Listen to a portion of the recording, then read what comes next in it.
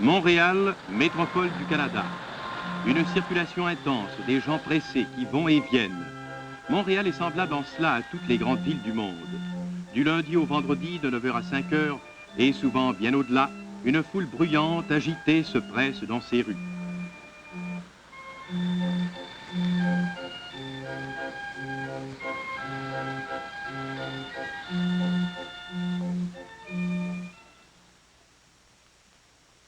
Mais en fin de semaine, surtout l'été, tout change.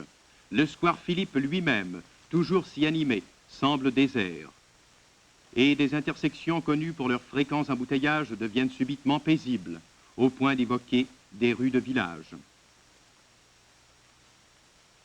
Il n'est pas jusqu'au vénérable marché Bon Secours, tout chargé d'histoire, qui de son petit coin, au cœur même de la vieille ville, ne trouve une fois par semaine le temps de se pencher sur son passé. Les Montréalais, habitants du plus grand port intérieur du monde, sont des gens affairés. Heureusement, pour des milliers d'entre eux, un délassement appréciable suivra le travail. Là, tout près, au cœur même de leur ville, s'élève le magnifique Mont-Royal, toujours prêt à les accueillir.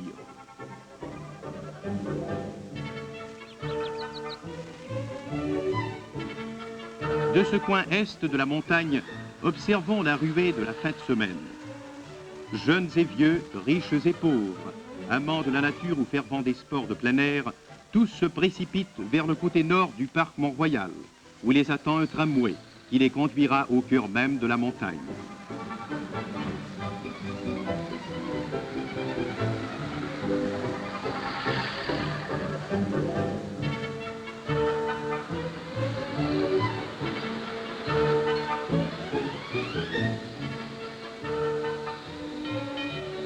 En voiture, qu'on emprunte le côté est ou la route similaire qui grimpe de l'autre côté, la montée est longue.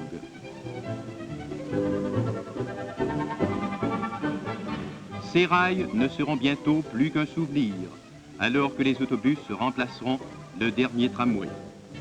D'ici là, les visiteurs emploient l'ancienne route, laquelle, graduellement, leur dévoile le panorama de la ville.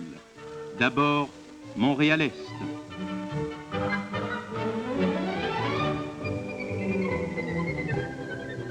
Un tunnel inattendu est toujours amusant.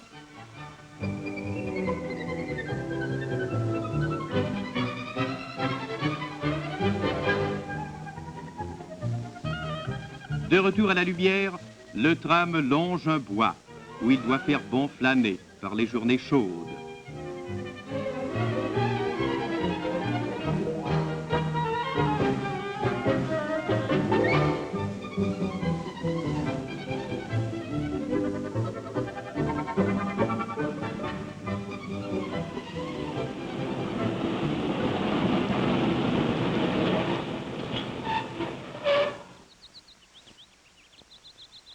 Au bout d'une dizaine de minutes, nos voyageurs atteignent le point le plus élevé accessible en tramway ou en voiture. De là, ils font à pied le reste du trajet, chacun au gré de sa fantaisie.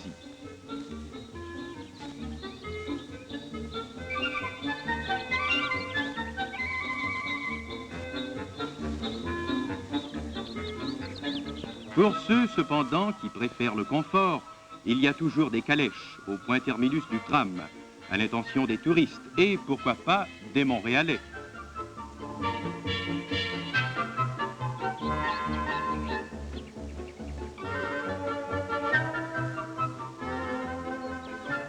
Notre petite promenade nous amène d'abord au chalet, salle de spectacle appartenant à la ville de Montréal et située à proximité de l'observatoire principal.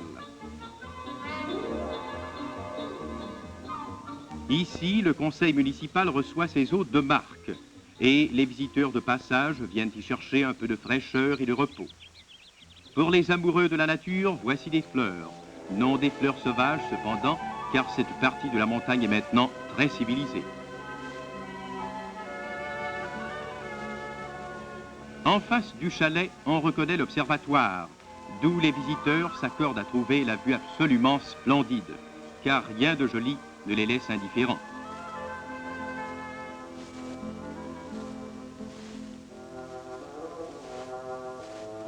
D'autres curieux observent la ville. S'ils sont de Montréal, sans doute cherchent-ils leur maison ou des édifices connus, à moins qu'ils ne tentent d'identifier quelques-unes de ces églises historiques si nombreuses chez nous.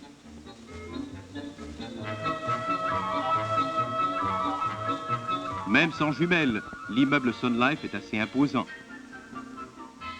Ce garçon a besoin d'aide pour apercevoir les ponts qui nous rappellent que Montréal est une île. Ici, tout va bien, pour l'instant. Bon nombre de Montréalais profitent de leur excursion à la montagne pour faire de la photo.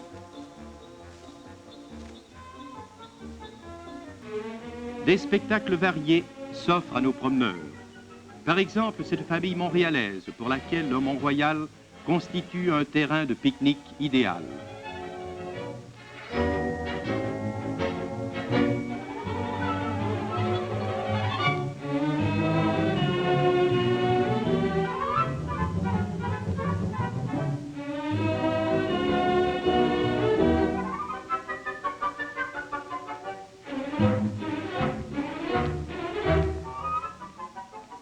Notre couple d'amoureux poursuit sa promenade avec, naturellement, un premier arrêt au pied de l'imposante croix. Moins historique peut-être que celle que planta Maisonneuve, mais tellement plus impressionnante. Le soir, quand elle resplendit de tous ses feux, la croix du Mont-Royal peut être vue à des milles de distance, et la magie de sa lumière constitue pour le Montréalais qui rentre en ville une version moderne de l'étoile du berger.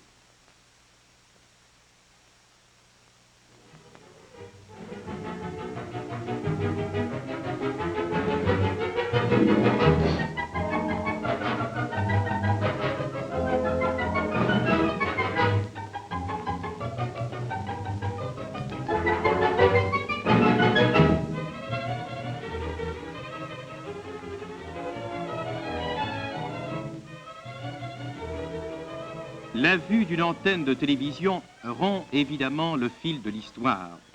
Il serait vain en présence de celle-ci de vouloir prétendre que le Mont-Royal est encore ce qu'il était il y a un siècle. Toutefois, ne portant en fait de lumière que le signal rouge d'avertissement à l'adresse des avions, notre antenne laisse à la croix lumineuse tout son prestige nocturne.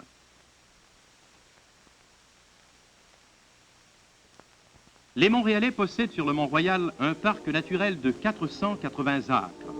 Le sommet de la montagne, autrefois le cratère d'un volcan, constitue un creux où l'on a aménagé le lac des Castors.